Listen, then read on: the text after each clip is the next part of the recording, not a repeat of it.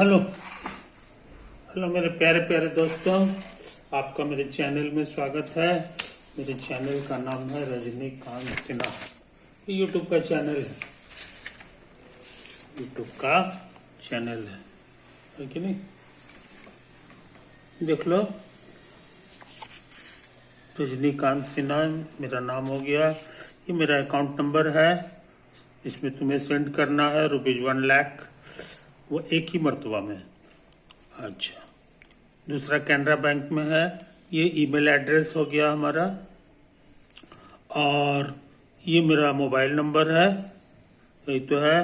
और मैं क्या करूँगा, मैं पूरा फिजिक्स पढ़ाऊँगा, पूरा केमिस्ट्री पढ़ाऊँगा, पूरा मैथ पढ़ाऊँगा, और PY के पास्ट ईयर क्वेश्चंस भी बनाऊँगा।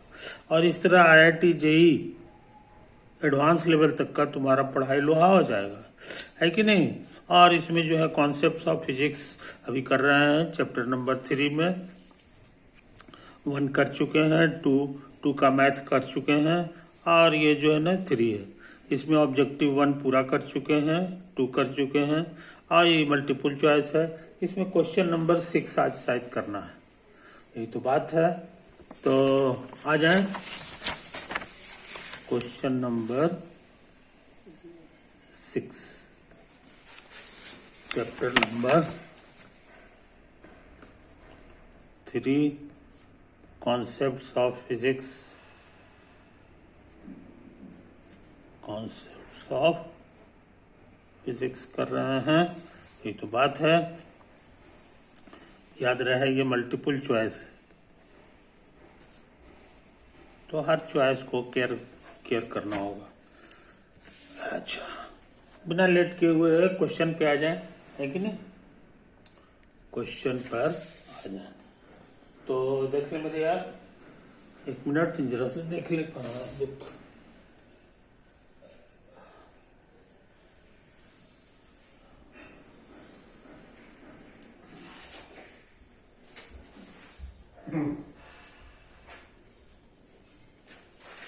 हेलो, तो देखो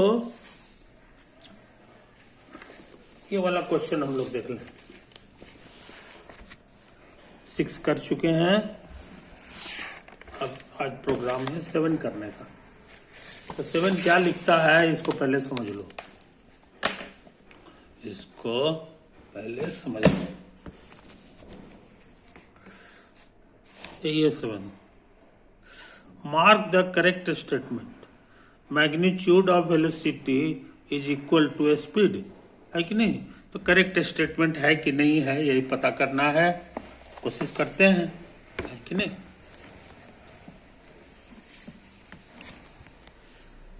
तो हमको लगता है ठीक है। वेलोसिटी क्या होता था ये समझ लो। क्वेश्चन नंबर 6 नहीं है, 7 है। वेलोसिटी का मतलब होता था पोजीशन वेक्टर का derivative with respect to time, इसी को वेलोसिटी कहते थे, है कि नहीं? और इसी का मैग्नीट्यूड जो ले लेते हैं, इसी का नाम है स्पीड। कोई दिक्कत नहीं है। तो कहने के माने इसको तुम ऐसे भी लिख सकते हो, dr/dt का है। और शॉर्ट भाषा में लिखना चाहते हो तो यहाँ डॉट खाली लगा दो, यही हो गया। तो यही तुम्हारा स्पीड है, यही स्पीड है। और इसमें क्या लिखता है? इसमें लिखता है जनाब कि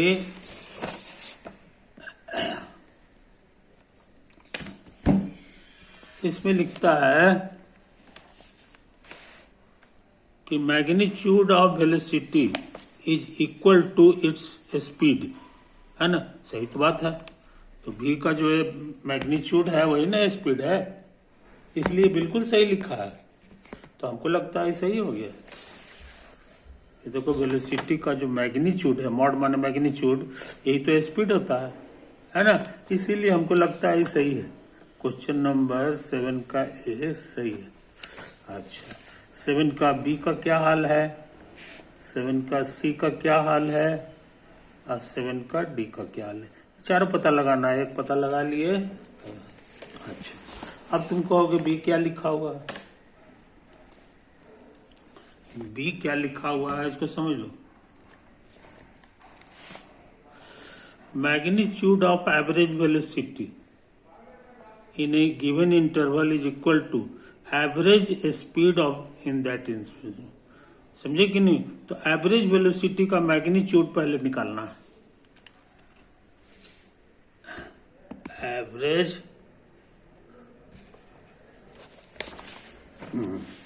एवरेज वेलोसिटी का वेलोसिटी ये हो गया, इसका एवरेज निकालना है। एवरेज का माने हो जाता है ऐसे ऐसे कर दो, ऐसे ऐसे कर दो। ये कितना के बराबर होता है याद होगा, ये इतना हो गया और dt हो गया। अब बाय टोटल टाइम ये तो होता है, कोई दिक्कत नहीं है। इनिशियल से फाइनल पोजीशन यही हो गया। Average velocity is equal to देखो क्या लिखा हुआ है 7वां में भी 7 का भी interval is equal to average speed in that interval. समझे कि नहीं? अब एवरेज स्पीड क्या होता है सो समझ लो। एवरेज स्पीड क्या होता है सो समझ लो। याद रहे ये हमारा है एवरेज वेलोसिटी। एवरेज वेलोसिटी और इसमें अगर मॉड लगा देंगे तो यही कहला जाएगा magnitude of average velocity. Magnitude of average velocity. समझे कि नहीं? इस बार कह रहा है कि नहीं एवरेज स्पीड निकालो, स्पीड निकालो। तो स्पीड का मतलब हो गया जनाब कि v का मॉड, और इसका एवरेज निकालना होगा। एवरेज ऑफ स्पीड निकालना होगा तो तुमको लिखना होगा ये वाला dt है कि नहीं? अब बाई टोटल टाइम यही हो गया है कि नहीं? तो कहता है कि ये वाला चीज और ये वाला चीज कहाँ गया? एवरेज वेलोसिटी का मैग्नीट्यूड माने इसका मॉड, ये दोनों सेम चीज है कि नहीं? यही तो पता करना है कि नहीं? ये चीज समझ लो। तो हम कोशिश कर रहे हैं। इसका मतलब हो गया मॉडुलस ऑफ इतना, इसका वैल्यू यहां से भर दिए हम बाई। याद रहे मॉड ऊपर भी लगेगा नीचे भी लगेगा।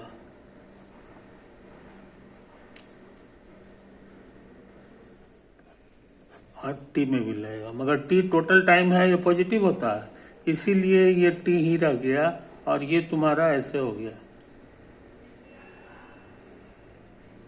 कुछ समझे? यही तो है। और तुमको सिखा चुके हैं कि इंटीग्रल का माने होता है समेशन। अभी ये वेक्टर को जोड़िए और उसके बाद मॉड निकालिए। और यहां भी वही चीज है, इसको जरा गौर से देखो। इंटीग्रल हटा देंगे तो समेशन हो जाएगा और इसको लिखना पड़ेगा, है कि नहीं? और तुमको पता होना चाहिए ये दोनों का मुकाबला करना है तुमको। इसमें मॉड लेने के बाद जो है सिग्मा किया गया है और इसमें सिग्मा करने के बाद मॉड किया गया है। याद रहे ये सब वेक्टर है, लेकिन तुम्हारा सीखा हुआ है कि कोई भी दो वेक्टर हो,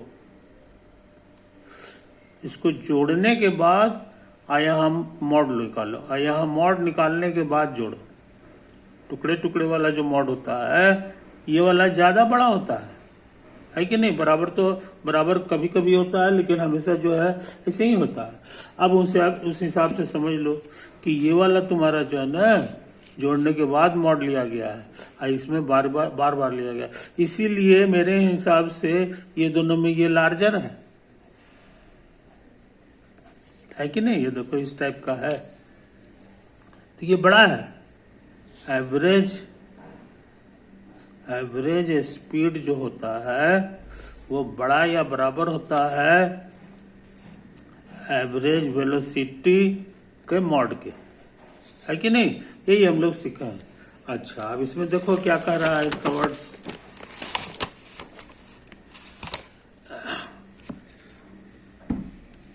हाँ,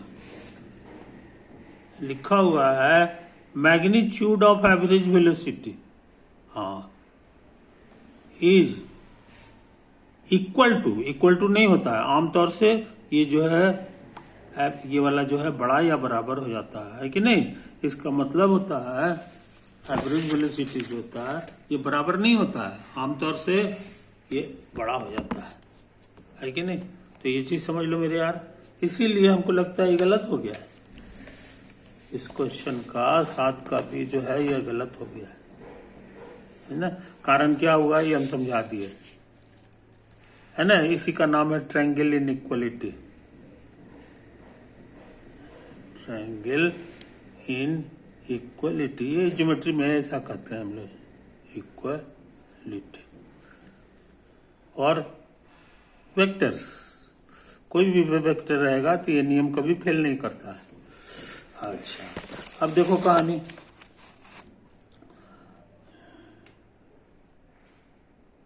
है कि नहीं? इट इज पॉसिबल, अब सी के बारे में, it is possible to have a situation in which the speed of a particle is always zero, है कि नहीं? but average speed is zero, है कि नहीं? in which a speed of a particle is always zero, but average speed is not zero. अब जरा बढ़िया से लिख लो। पहला वाला क्या है जी? पहला वाला है कि स्पीड ऑफ ए पार्टिकल, हाँ सी, speed of a particle is always zero. समझे कि नहीं? कहने का मतलब ये जो भी है, स्पीड का माने मॉड भी, मॉड भी जो है हमारा,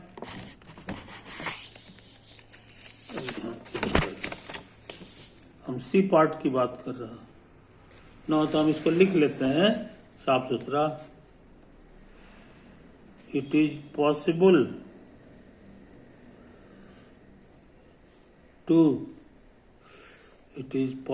to have a situation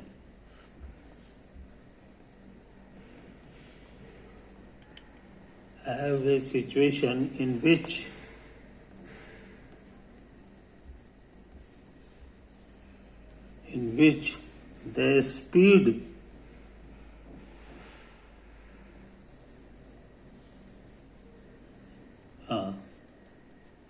speed of a particle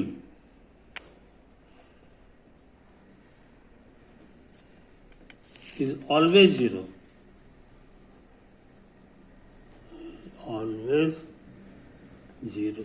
but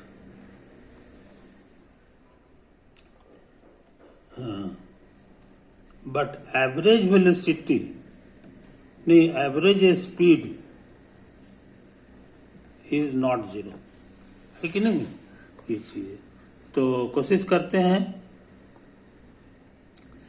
speed of a particle is always zero.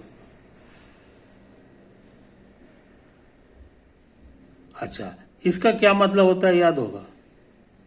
Speed का मतलब होता है v का मॉडुलस, और एवरेज का माने हो गया,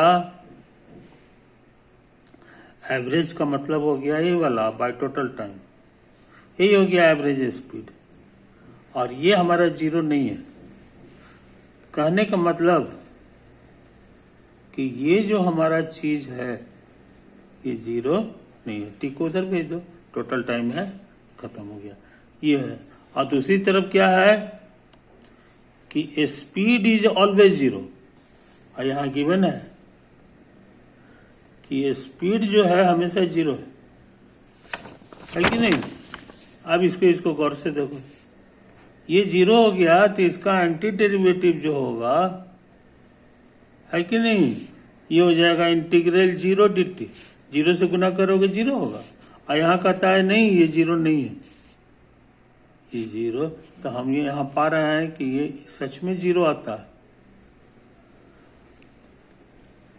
और हमको चाहिए कि जीरो ना हो, ये रॉन्ग हो गया है कि नहीं। इसका मतलब हो गया जनाब कि इसका सी जो है, क्वेश्चन नंबर 7 का जो सी है ये रॉन्ग है, ये तो हम लोग सीखे हैं। अच्छा, अब डी देख लो, 7 का डी, ये क्या कहता है इसको समझ लो, हम लिख लेते हैं। It is possible, it is possible to have a situation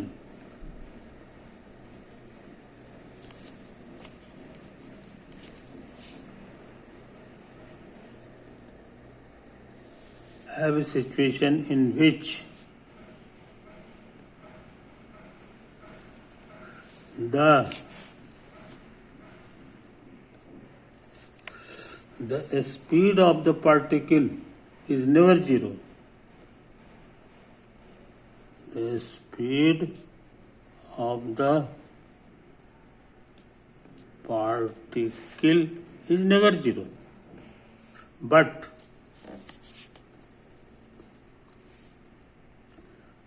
average,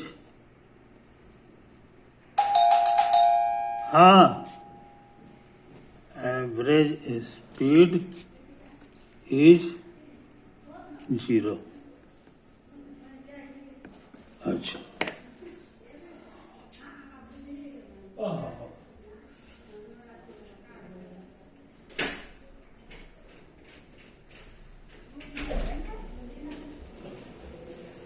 भगवान के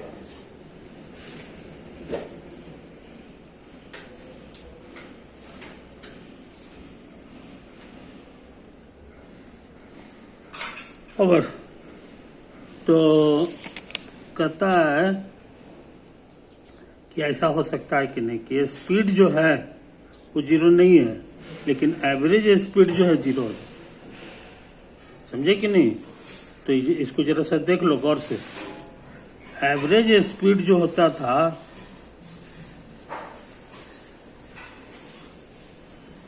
इसका क्या मतलब होता था समझ लो, ये वेलोसिटी का ये करेंगे स्पीड हो गया। अब एवरेज निकालने के लिए सिखाए थे कि ऐसे ऐसे करना पड़ता है बाय टोटल टाइम, है ना। और ये हम क्या चाहते हैं, ये हम जीरो चाह रहे हैं। जीरो चाहने का मतलब हो गया कि ये वाला चीज जीरो होना चाहिए, ये वाला चीज जीरो होना चाहिए, समझे कि नहीं। अच्छा, अब इसका क्या मतलब होता है याद होगा, इसका मतलब समेशन, ये dt, समझे। और समेशन हम चाह रहे हैं जीरो हो जाए, और क्वेश्चन में दे दिया है कि अकेले भी जो है वेलोसिटी स्पीड जो है वो जीरो नहीं है, तो ये नॉन जीरो है, यानी ये पूरे पूरे पॉजिटिव है। और टाइम तो कभी निगेटिव होता नहीं है,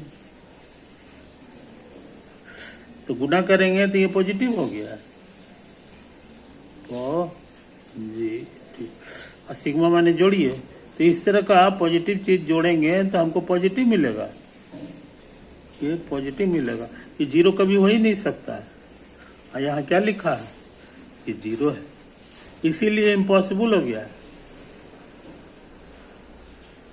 इस तरह तर्क वितर्क करके हम लोग जान गए कि ये इम्पॉसिबल सिचुएशन है कि नहीं। तो डी गलत है, डी गलत है। कौन कौन सही हुआ सो समझ लो। क्वेश्चन 7 का ए बी सी डी, तो डी तो गलत है। सी के बारे में भी हम निकाल चुके हैं कि सी भी गलत है। अच्छा, ए और बी के बारे में देखो, ए सही है, बी गलत। ए सही है और बी गलत, यानी सिर्फ जो है 7 का आंसर ए होगा, है ना। अब जरा चेक कर लें, जरा चेक कर लें।